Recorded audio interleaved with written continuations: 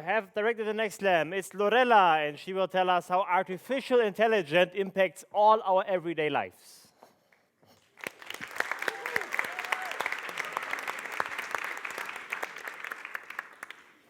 Hello? Does it work? Yes? No? Yes? Okay, great. Awesome. Okay, so does anybody play chess here? Yes? No? So great. So if you do, maybe you know already what this is. So this is the mechanical Turk, a chess play machine invented in the late 18th century by Wolfgang von Kempelen.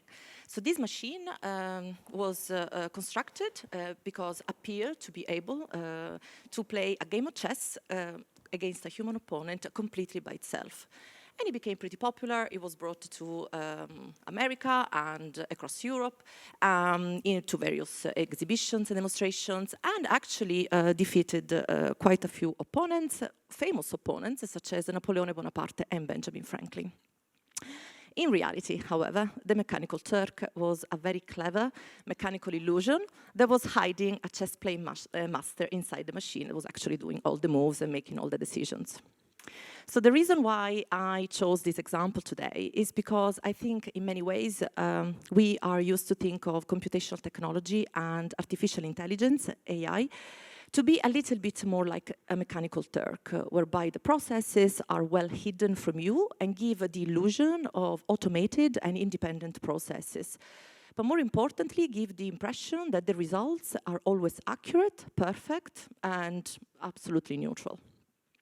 And of course, because of decades of TV series and films, we are also used to thinking of AI to be a little bit like this. Oops, sorry. So a sort of updated version of the mechanical Turk with superpowers and, to be honest, never up to any good in any film, ever. But of course, again, the reality is yet a little bit different. So in reality, AI looks a little bit more like this. Lines and lines of code which write algorithms. Algorithms are a list of instructions given to a machine in order to produce a result. For example, a Google search result. What in our image is typically envisioned as being one algorithm that does it all, it's actually typically many algorithms. As a matter of fact, some systems can reach a level of complexity so deep that understanding the mechanisms according to which these very complex algorithms work can become problematic at best. But why should we care? Aren't computers neutral? Aren't fair, accurate, perfect? Isn't precisely why we adopted technology everywhere? Because we trusted algorithms and computers to be unbiased, totally reliable? Isn't precisely why we now base all our decisions on data? So here we are, data, the magic word that I used to title my presentation here today. Well, the reason why I'm talking to you about data today is because I can't really talk to you about algorithms without talking to you about data as well. They are, in fact, typically thought as being two distinct entities, but as a matter of fact, they are two sides of the same coin. And humanity has been producing a lot of data, an endless flow of data. In 2017, IBM reported that 90% of all the world's data had been produced in the 2 previous years alone. And big data, so this is how it's called, is large and very complex data sets that no traditional software will ever be able to analyze, let alone humans. So big data analytics has in fact revolutionized everything, research, industry, you name it. In the health sector, for instance, big data analytics has been used, is nowadays actually used to reduce the time for diagnosis, to reduce the healthcare costs, and believe it or not, to predict epidemic outbreaks. It's true.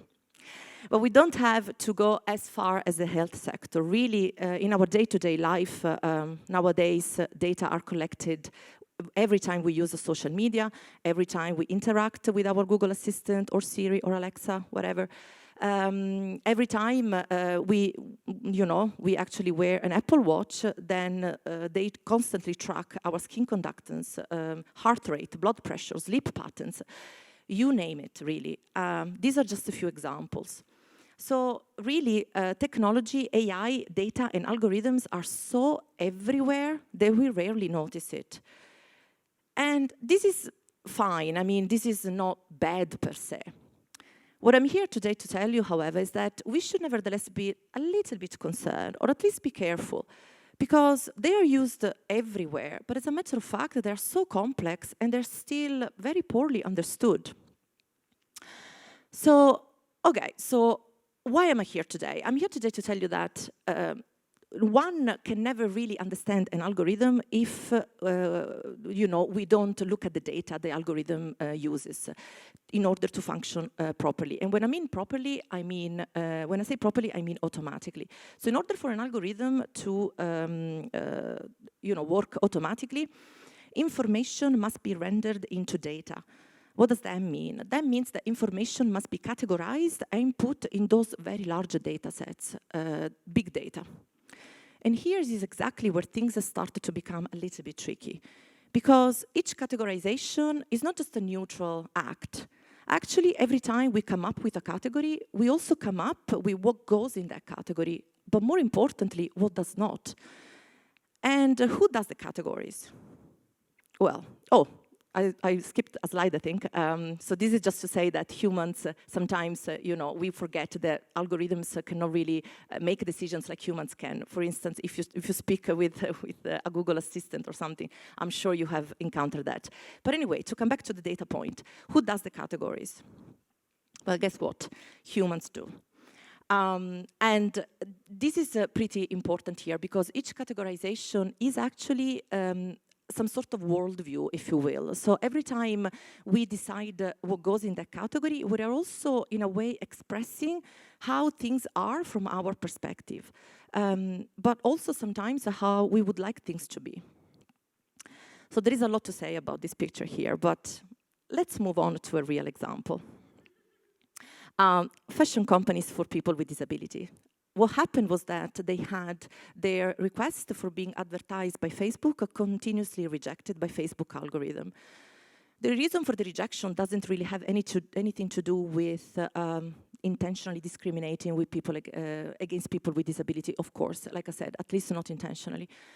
The reason has to be found in the way machine learning models work, and also in how the Facebook algorithm actually identified actually I should probably say misidentified these products.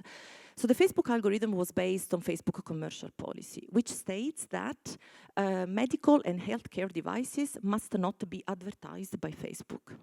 And this is exactly how the algorithm identified these items here, like medical and healthcare devices. But they're not. They're just clothes, aren't they? So do you see where I'm going with this? This example shows the deep cracks in machine learning models and the way how just a categorization can actually have disproportionate basically consequences. But what also shows is really the larger biases that are in society. In this particular example, the implicit bias would be that a person with disability is not possibly believed to have an interest in fashion as a form of self-expression. So what is the point of me today? Obviously, I'm not saying that computers are bad. Of course not. Computers are amazing, especially at accelerating and automating very lengthy and boring processes. What they're not really good at is decision-making process. So humans really make decisions based on use cases and guidelines and previous knowledge, but more importantly, contextual and environmental factors and knowledge. Whereas computers, although we have sort of been forgetting about this, computers really have a hard time mimicking the human brain. Have you ever gotten that?